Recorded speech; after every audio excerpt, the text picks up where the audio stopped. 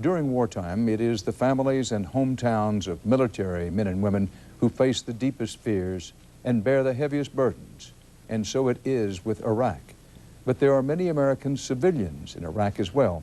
And CBS's Mark Strassman reports one small southern town is praying tonight for one of its own. In Macon, Mississippi, everyone knows Thomas Hamill. They call him Tommy, and they all seem to know his story. He went over there just to drive a truck. And believe in it. Just trying to help his family out, trying to get out of some debt. So these images of their Tommy held hostage, half a world away, have his hometown in shock. Heart sank, chill bumps. Just couldn't believe it. Because you knew it was bad? Yeah. Ken Taylor, a co-worker, came to comfort Hamill's family.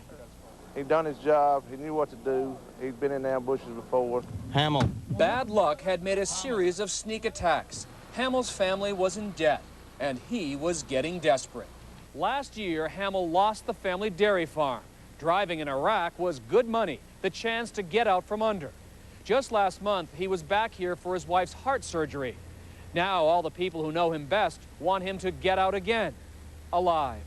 Just a sweet, good child. Georgia Taylor, his retired social studies teacher, praises the quiet ninth grade Tommy and prays for this one. In a small town like this, Tommy's everybody, everyone's child. You know, I mean, everybody loves him. Some in Tommy's town now want the U.S. out of Iraq. Too many innocent people are getting killed. And may we pray. But most here agree with Georgia Taylor. If we weren't there, they would be here. I feel that the president is doing the best he can in a bad situation. Hamill's hometown now prays his situation only gets better. Mark Strassman, CBS News, Macon, Mississippi. And that's part of our world. We thank you for joining us tonight and invite you back tomorrow for the CBS Evening News. Dan Rather reporting. Good night. Iraqi insurgents. He was taken hostage on Friday. His abductors demanded that U.S. forces withdraw from the Iraqi city of Fallujah by 10 p.m. Saturday night, but since then there has been no word on his fate. This video, released the day after his capture, is still the only sign 43-year-old Hamill is still alive. Now, Hamill's friends and family remain hopeful he will be released unharmed. Today, R.H. Brown spoke with some of Hamill's friends in Macon to find out more about the man and how he came to be so far from home in a war-torn country. It seems there's no one in the town of Macon who doesn't know Tommy Hamill and his wife, Kelly. I mean, I grew up together, went to school together, played Little League together. You know, we lived a couple miles down the road from each other. We were just real good friends growing up. Tim Jewell can hardly believe what has happened to his childhood friend.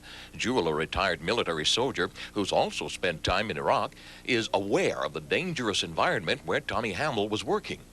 I was over there the last time in '97, and you know, it's a rough part of the country over there, and my prayers go out to him and his family and everything.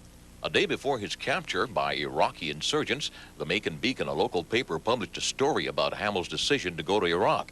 He sought financial relief after selling his dairy farm.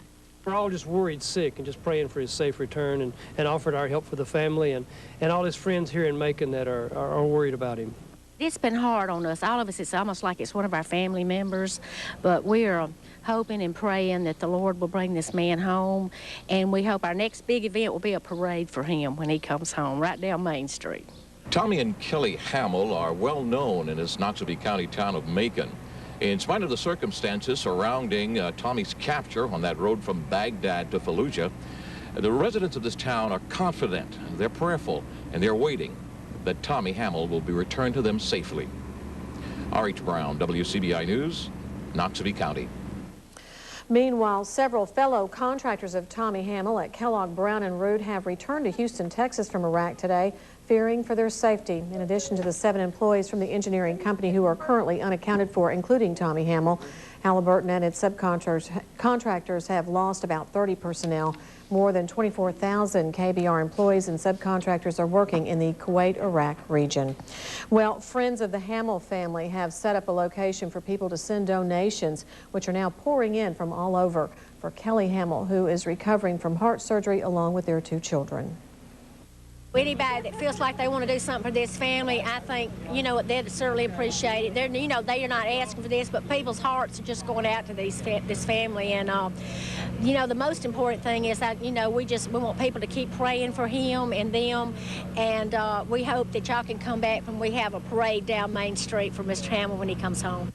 Now, donations may be sent to Thomas Hamill Benefit Fund, care of Bank First Financial Services.